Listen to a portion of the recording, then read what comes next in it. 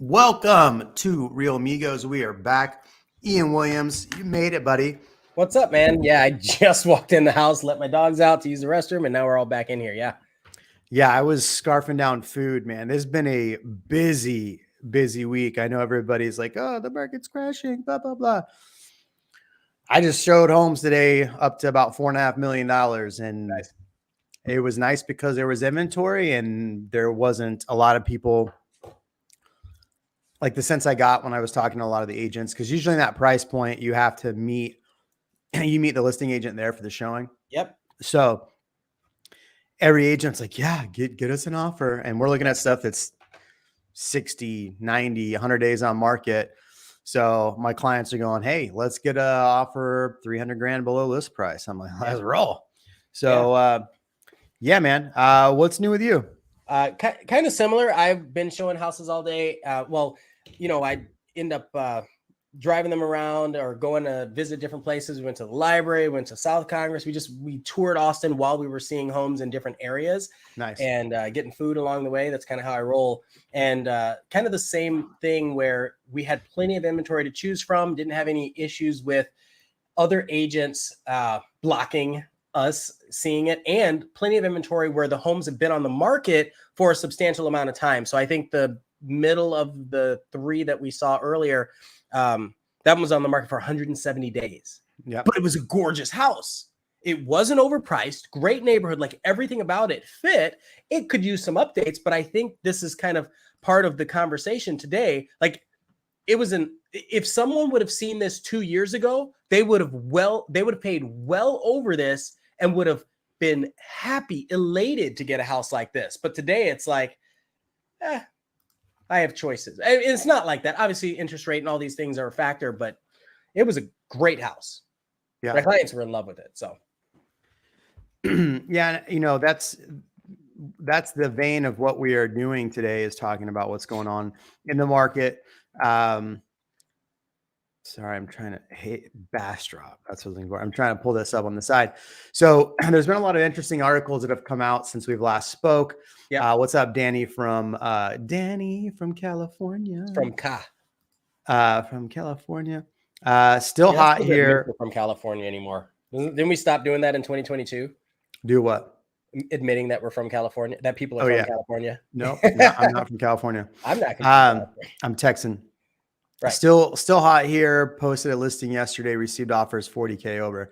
And I think that's the difference, is like my California clients that are leaving. Yeah. While at the same time, they're definitely rate sensitive and things like that. They're getting a better deal here than they are if they were to buy in California. Correct. Absolutely true from what I've seen so far. And here's a prime example. So let me add this to screen. This is where we're going here today. No, not there. Come on, man. So a lot of interesting stuff that's come out recently in the market. Drop a comment below where you're tuning in from, other than Danny. Danny, also keep writing comments from Santa Clarita. By the way, if you're a realtor that's watched this show, Ian and myself are putting on an event September 8th here in Austin. Oh, yeah. It's a massive event that we're putting on. It's already taken hours of time, but we have the Broke Agent Media, who we talk about incessantly on this channel. So we have Byron Lazine. We have the Broke Agent himself, Eric Simon. Monica Church, who's been on the channel. She's coming into town. Yeah. Lana Rodriguez out of Colorado. Huge agent there. Trey, he's been on the channel. Trey, Mr. Spicy's going to be here. Tammy Price. So, and a couple other, Jimmy Mackin with Curator. Yeah. So we're putting together a really big event for real estate agents. If you know real estate agents, in the chat right here, we'll put the event information so you can share it. It's a $100 event, but it is well worth it. So we're just going to be talking about Google strategies, YouTube strategies, AI strategies for realtors, all this stuff. This channel is really not meant for realtors. So I have another channel for that, but I want to tell you about it. If you are a realtor and Ian, if you are getting into real estate or thinking about getting into real estate, This is the event. It's an all-day event for $100. Your mind will literally leave your brain because it'll be full of so much information. It'll be full of a ton of information. It's kind of like the fire hose situation, like how much can you absorb? Yep. But take notes, record everything. And the second part of this is that's the day of the full event. But if you are able to have a stretch goal, the evening before, we're actually doing a boat party tour and a dinner with a lot of the speakers and some exclusive agents. So if you want some hands-on conversational knowledge, then come the 7th, September 7th. Yep. Go on this boat tour dinner with us. Yeah. And in a minute, I'll put the link in the, or Ian, if you have a chance, put the link in the comment there if you are an agent and you want to jump in and check that out. All right. So what we're getting to while he's doing that, here's what we're talking about today, because there's a lot of things that have been happening in the market itself, especially in Austin. But let's look at this. So right now in the Austin market, this is the 5 counties. I don't go by the entire market anymore. I just go by the 5 counties MSA. Yes, Danny, Ian and I will both be at Tom Ferry's Summit. I'm not speaking this year at Tom Ferry's Summit, but it'll be fun. Mike, what's up, man? Good to see you. So we have the most inventory on the market right now. And so why we're talking about this is I've been saying for a long time, the last half of this year is going to be the best time to buy. And, there's new articles coming out today, even talking about this, talking about the overall inventory. And so the housing market seller strike is so ruthless that only 7 of the nation's top 200 largest markets are back to pre-pandemic levels. Ian, can you guess which market is back to pre-pandemic levels? I mean, I was listening. I don't have to guess, but yeah, Austin, Texas. Yeah. So there's a few that are over. Austin, Texas, obviously is one of those that's over the national average. Now, this is for why we're seeing this is quite a few reasons. There's a lot of people here that didn't list during the pandemic. And had we had seen a lot more of this inventory hit, and, everybody wants to say it's all new construction. It's not. I mean, new construction still only makes about 30% of our market. But the reality is that with prices going as high as they did, as quickly as they did, we are cooling, and we cooled. And we're going to talk about another article here in a second. But Austin was one of the only 7 that is back to pre-pandemic levels. So what does that mean? What that means to me is that what you're seeing, and Ian, you tell me if I'm wrong or right here, but buyers that are looking under that 500 price point have a lot more to choose from, and they don't have as much demand chasing them.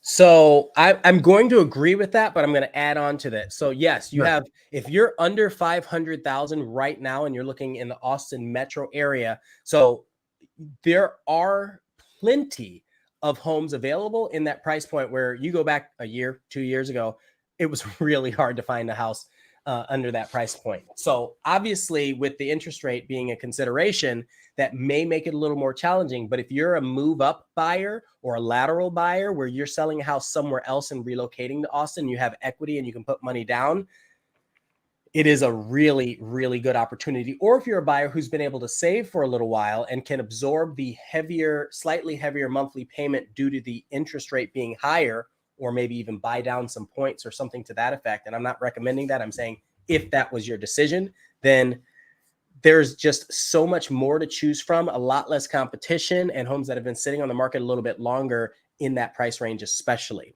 But to add to that, if you're just above in the 700 to 900 range, that's actually a sweet spot right now, because it's still it's not a jumbo loan yet, which before that used to be jumbo loan territory. Now it's a standard conventional loan, and you're just given more purchasing power right now without having to go into the jumbo loan where the rates are going to be a little bit different. So 700 to 900, if you're looking in that price point, definitely reach out. There are a lot of options for you, a lot.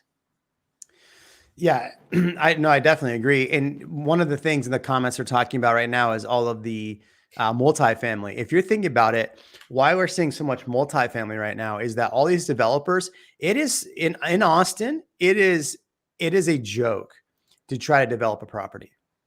it is a joke because the city wants a lot of money for just the cost to go through all the licensing and all that. So it makes a lot more sense for developers financially to go build multifamily.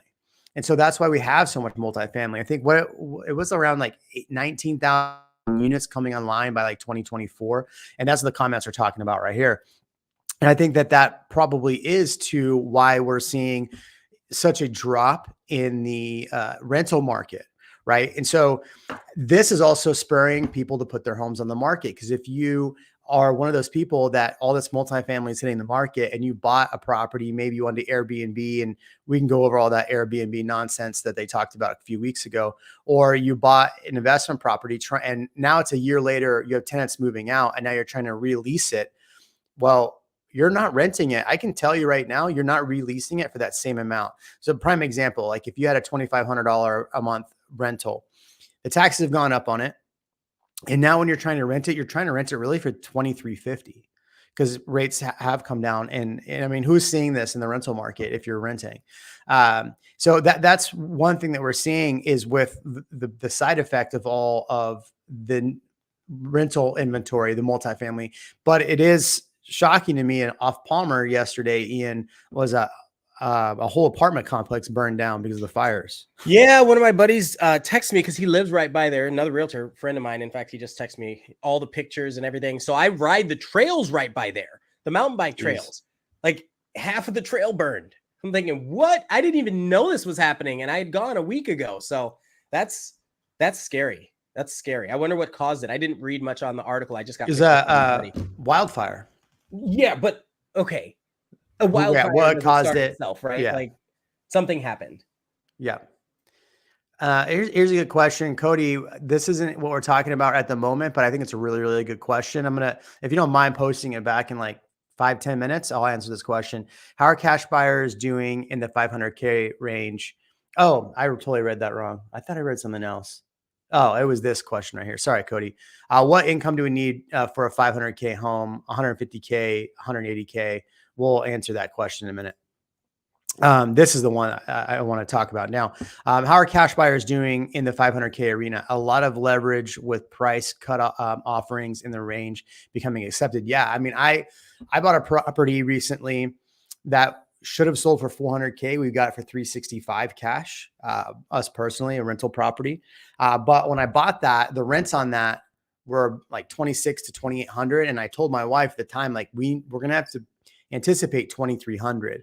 And so we're good there. But yeah, but for 500K with 7% interest rate, yeah, you're probably going to be closer to 120, 100 maybe. But that's a combined income.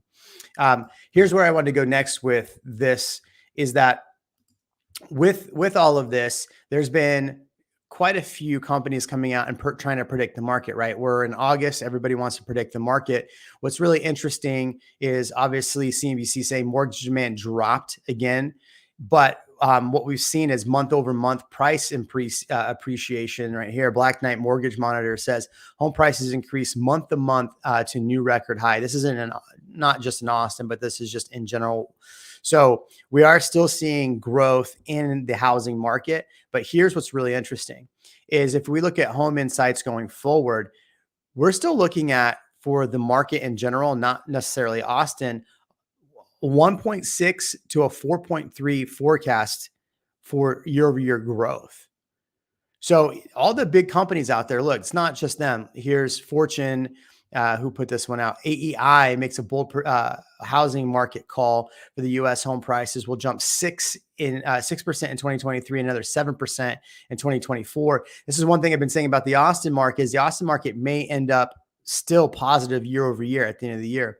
Even Zillow says that they believe that they're being bullish, that we've actually hit the bottom of home pricing. So while we're talking about this, I hear so many people talk about the market crashing. Look, everybody needs to do their own thing and do what's best for them. But I have a feeling, Ian, that 2023, 2024 will be the years that people say, oh, if I would have bought in 2023, if I would have bought in 2024. And I'm not telling anybody to buy.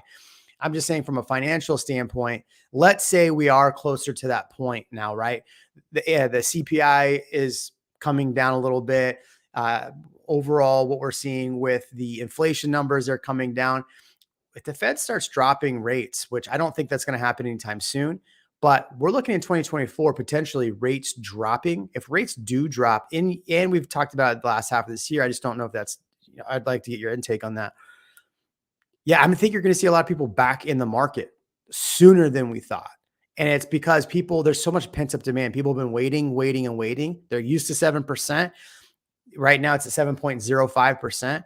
If we see rates back down in the 6% range, low sixes, I think people are going to be going, I wish I would have bought. I wish I would have bought. Because everybody here said, I wish I would have bought in 2019. What are your thoughts? If every purchase was based on what you knew hindsight, the world would be a very different place to begin with. But I feel like everyone wants the rates to drop and they want to time the market. And this is every single buyer that I can think of right now, unless they're paying cash, which is a really important point. They want to buy a house at less than list price and know that the rates are going to come down in 6 months, or hope that the rates are going to come down, or be able to negotiate that the seller can lower their interest rate. And I just think that because everyone is thinking the same, something similar is going to happen as soon as rates do naturally drop and organically drop. And it's going to be such a rapid change that the people that have been waiting won't be prepared and won't be able to keep up. And that's the same thing that happened during the pandemic. We saw the rapid rise. Now, I don't think it's going to be as rapid, but I think it's absolutely something that you want to be cognizant of. If you're ready to buy, if you're ready to buy, as soon as you see, and you're waiting for rates to take a turn, the second you see that take a turn, I would consider it. But also, I would consider what are the homes that are priced well, sitting on the market for a while. Maybe you can just get them to pay down your rate if you were to make an offer on that home. So if the home is $500,000, it's been sitting for 2, 3, 4 months. Maybe instead of offering less, you say, I'll give you $500,000, but I want you to buy down my rate a point. And then you get your rate.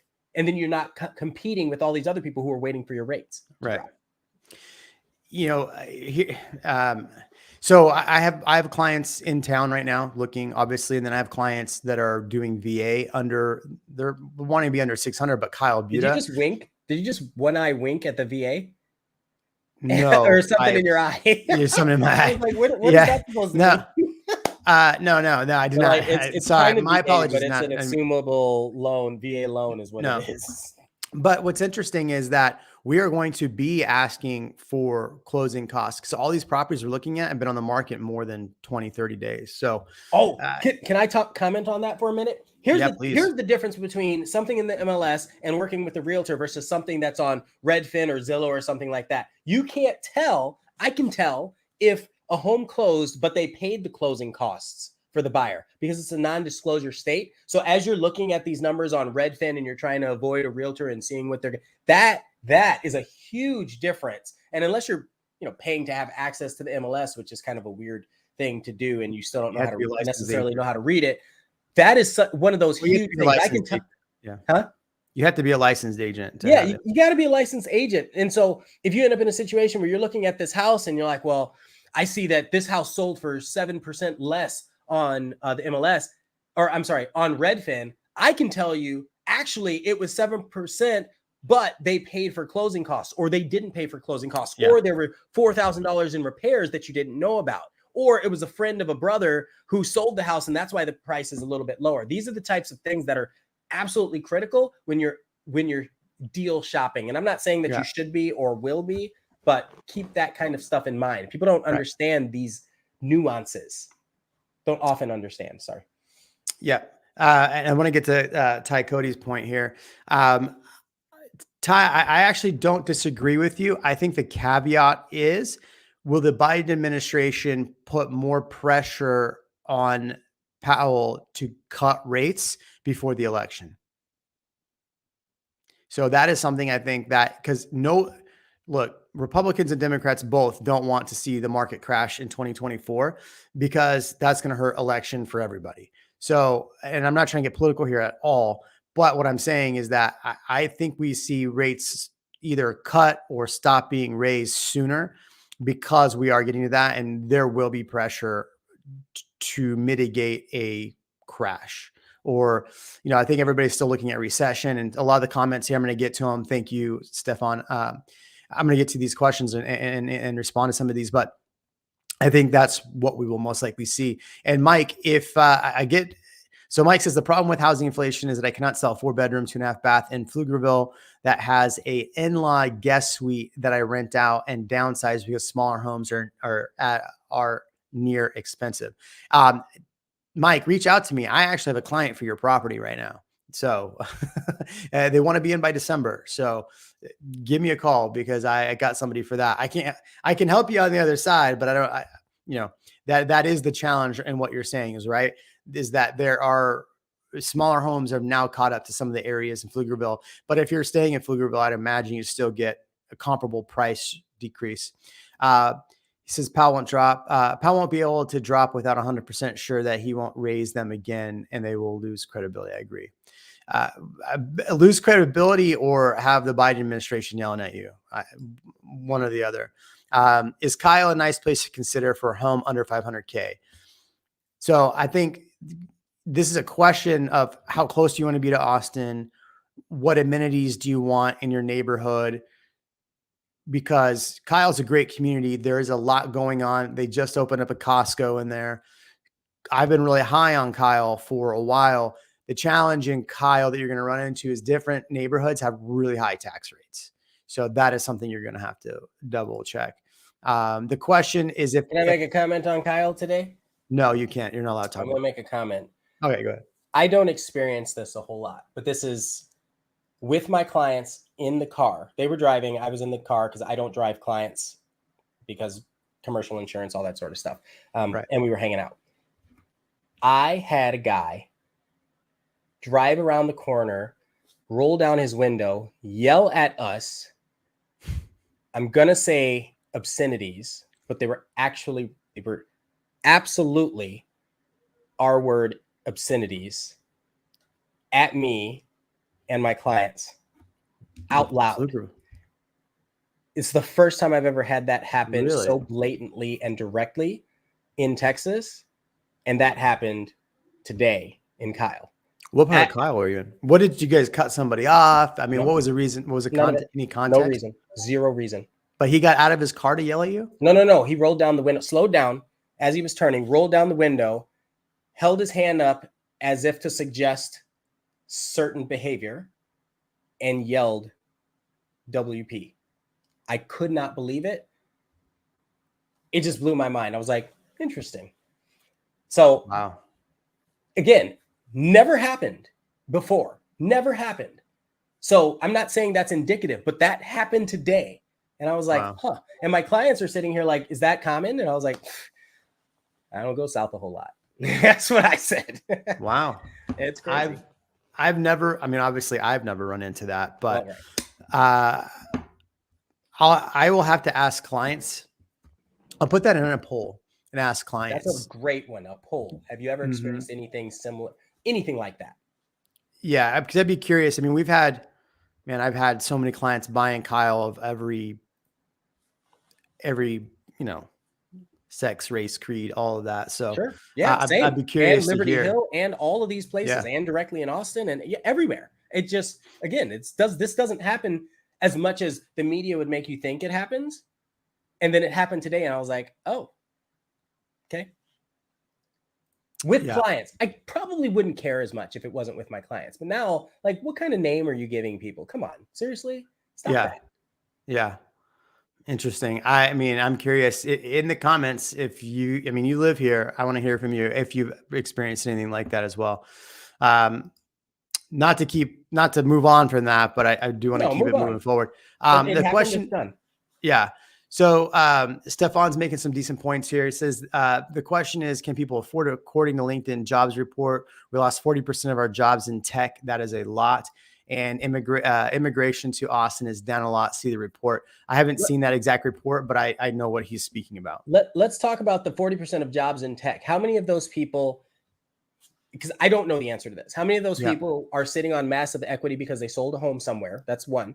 And so they're just sitting on cash. And two, how many of those people have been re-jobbed since that report came out? Like, I don't know those numbers either. But those are things that I would always consider as variables. Like, just the jobs lost isn't the full picture. Right. Well, what's interesting too is if you look at like Tesla was only going to bring in 10,000 employees. They're at 15,000 ish right now, going to be 30,000 in Texas. And that's not even the companies that are supporting them. And there's another electric company that just announced that they were moving to Austin. Actually, no, it was the autonomous driving vehicle company is coming back to Austin. They left, but they're coming back. So I think you'll see a subtle migration. I think at a certain point, people will get over some of the politicking that Yep. some of the reasons why people did leave. And look, on top of that, you are seeing people move back to California for a variety of reasons. Maybe they don't like Texas. The other reason being that they're going back to work from office. And that's something that we haven't really talked about on this channel about what's happening with, I want to be very careful about what I talk about when it comes to something I don't know fully, right? So I'm in commercial, but not at the level to talk about that market, because the challenge is that anybody on the YouTube channel can say, look at this article, it says this, but they don't know everything about it. So I want to be very certain before I really dive into that. So here. Well, so another thing is when you're talking about these jobs lost, there are a lot of transitions happening across the board. So I'm going to use my today client as an example. The client is relocating from a city, and they are I'm going to use the term blue collar job worker, but they're going to transition into something different when they get service worker here. A first responder. So they're a first responder in that city. And when they relocate here, they're going to completely transition positions because they know they need to come here, right? They know that. So if you're in a tech industry, you lost your job. I'm not saying that you're going to do this, but how many people have switched career paths or gone to another company where they're not considered tech, but it still pays the bills, if you will. Well, I mean, one thing that I always look at is the Austin unemployment rate. And sure, employment. And that's where I think you have to really look at the numbers. Let me pull it up. You can talk about something while I pull this up. So I'm going to share this. It was answering another question. Share screen, just one tab right here. All right, so before you do that, let me just show this real quick. Okay. At the stream. So here's the unemployment rate for Austin. So it jumped up in March. Obviously, we had a lot of layoffs. We were down 2.5 up to 3.6, came back down in May. And then for 2 months, we've held steady at 3.4. So that's high compared to last year. So, but we needed, I think we needed some of that because there's a lot of overpaid jobs. And I think that's probably too, one of the comments or the questions was about the pay coming down. I mean, you probably had a lot of people that were overpaid, losing or moving back to California. Go ahead, Ian, you want this one? I just want to comment on Ty's thing real quick. I just got the DJI Air 3. I'm stoked, man. I love it. I saw your drone biz thing. Okay, so the reason why I brought this up is because somebody had asked, what's it take to buy a $500,000 house? And, Jeremy and I, we both have mortgage calculators on our websites. So I pulled mine up, and this is an approximate. Obviously, I'm not a lender. Don't take this as financial advice, but with a down payment of $100,000, assuming that you have the 20% down, interest rate of 7%, property tax rate is middling at 2.5. HOAs are standard. I could probably bump that a little bit. Home insurance, property tax. You're looking at a $3,800-ish payment for a $500,000 house. Just to answer the question. Which question were you answering? Was it this one? No, it was higher up. Somebody said, what can we get? Stefan Forrest. Oh, that was a while ago. Okay. Yeah, it was a long time ago. Okay, cool. Oh, VK right above him. If you had 20% down, 200K, what would you need to put down to get a $500,000 home? This is a quick math. Okay, gotcha. Yeah, the other one I use is mortgage what is it called? Mortgage. God, what is that? Mortgagecalculator.org. That's a really good one too. So for Dinosaur D. I don't even want to talk to Dinosaur D because he doesn't come around very much anymore. And instead of like coming in talking about, how awesome everything is, thanks for beating COVID, Jeremy, and coming back, which thank you for your comment the other day. It's okay, guys. I'm here. Oh, wait. That's Aaron's line. I'm just kidding. Yeah. Good to see you, Dinosaur D. It's been a while. We need to bring Kevin back so you come around more. Yeah. He misses the mullet. It's a mullet miss. What's the total debt burden someone can hold to get approval for a loan? 49.9. Is it? I think it's lower than that. I think it's like 46%. Nope. I think it depends on the lender to clarify. I think it depends on the lender, but I know one that is doing one at 49% right now. 49%. I know. No, like don't do that. That does not sound Listen safe to me. Don't do that. Like if there's a way you don't want to be in a position, you know why? So if it's at 49% right now, homeowners insurance is way higher than it was a year ago, 2 years ago. And people are getting their homeowner insurance quotes, and those are knocking them out of being able to afford the home because their debt is already at 49%. It's crazy. So I just did a quick little Google search here, and this is what it says. It says the general guideline is 43%, the highest DTI ratio for borrower. Yeah, federal, all that sort of stuff. Depending on the lender, what are you buying down? What type of loan is it? There's so many variables to that. Yeah, but you're right. Every lender is going to take risk differently, right? So not every credit unions versus banks versus small mortgage companies. And there's even still lenders. Yeah, and there's still lenders out there that are doing those like income verification. It wouldn't surprise me if builders like 60%. I'll figure it out. Like, really? Yeah, builders don't care. They just want to care. It wouldn't surprise me. I'm not saying I've seen that, but it wouldn't surprise me. It wouldn't surprise me. Specific builders, not all. Dinosaur D is coming back in the chat again, strong. That's exactly what I'm talking about. Look, went from tech to another role because he's still got to pay the bills. There's so many people that are doing that kind of thing. So the job numbers, you can't just take it at face value without digging deeper.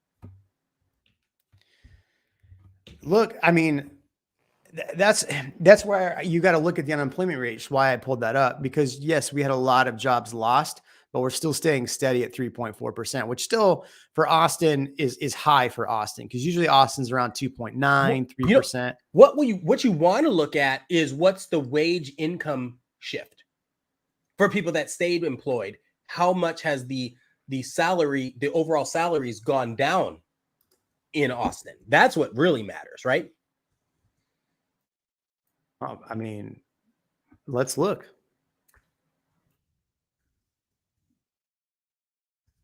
Oh, that's cute. He called you Jer Bear. He always calls me Jer Bear. How come I can't have any cool names? I need some better names. I mean, you did have the Benevolent Beret. Yeah. Benevolent Beret is good. Yeah, but that's not as cool as Knight Rider. Come on. That's a great name. Well, I mean, I was born with this name. What do you I know. I didn't pick it. I know. Gosh. Like everything ends in IAN, Indian. I don't know why, but like everything. Why'd you go to Indian? Because IAN is at the end of it. There's lots of other options. I'm just saying, somebody get creative. Yeah. We'll have you bend over and spell run. All right. Yes. Reach out. Are there any new subdivisions being built in the 350 to 400? What do you got, Ian? Yeah. Yeah. There are multiple. I saw 4 today. So, yeah. Well, I mean, let's put it to the test. Let's see what inventory is out there. That's what this whole show is about. So let's go 2023 build. See, that's why you get people that can just pull this crap up right away. Let's go 2022. Is there still 2022 new build plus? Let's go 400K. Let's go 425, just because, in this market we can negotiate, right? 425 and under. I think I told you last time we were on, I got a guy that ended up getting 100,000 off list price. Stuff like that at a new build is something that wouldn't have ever happened 2 years ago, right? Or a year ago. So that, like you said, you're looking at 425 as a price point, but there are almost always negotiation opportunities depending on where you're looking. So So if you're going out towards Manor, you got 400, 404. You have Pflugerville, 409. I mean, I would negotiate that down. 389. What is this? DR? No, what is that? Oh, this is a condo. Or is it? Yeah, that's not really a detached single family. Let's change. Or I wasn't clear. $100,000 off of a $600,000 house, not off of a multi-million-dollar house. So yeah, Bastrop and the Grove. These are going to be small, 1,200 square foot for That's another thing. I don't think people really understand that you don't have a basement. Your garage doesn't count in the square footage. If it's a 1,200 square foot home, it's going to feel like an apartment. That doesn't mean you don't buy it. It just means be cognizant of what you're actually getting. Yeah. Like, seriously, Ian, go back in your mind to last year, January, February, March, when we're talking that inventory was what, 1,200 units, something like that. And we would search on here for under 400, zero. Nothing. I mean, nothing. For single family home, regardless of size in our MLS, let's change the counties. Hold on. Let's change the county. You know Travis, why? Go. So many of them were also off-market deals, like a friend of a friend buying it for cash, right? Or investors buying them. And because if it was that low, people were just buying it. It didn't hit the market for but a day, if that. You saw those were the 0 days listings.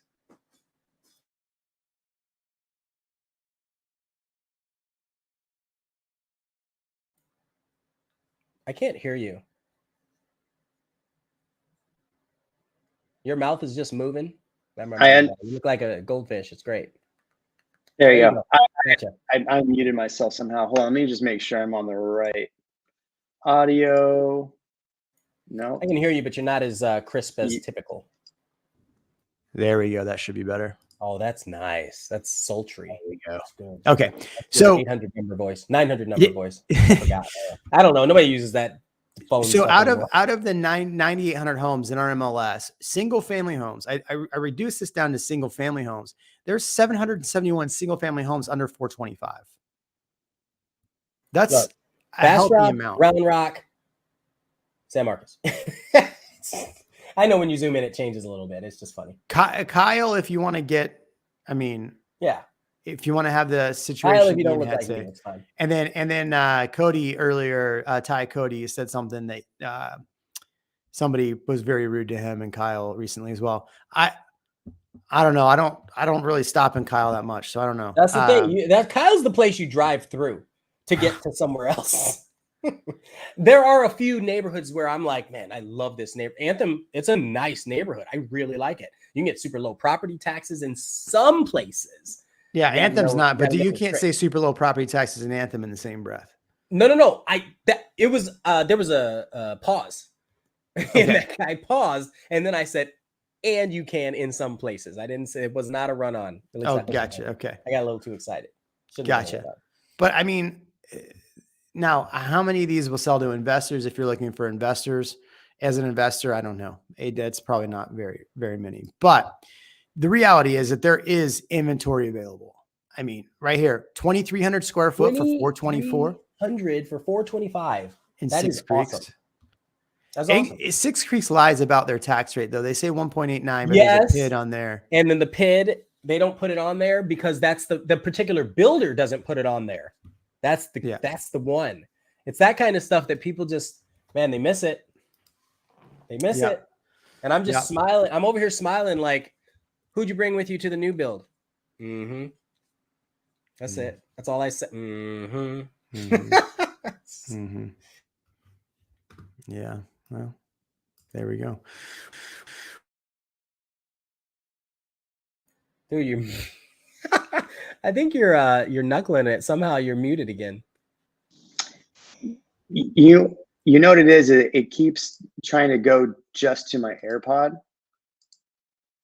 All right, here's what you do with AirPods. You take those, you look at them, and you throw them away. Get rid of them. Why are you using those?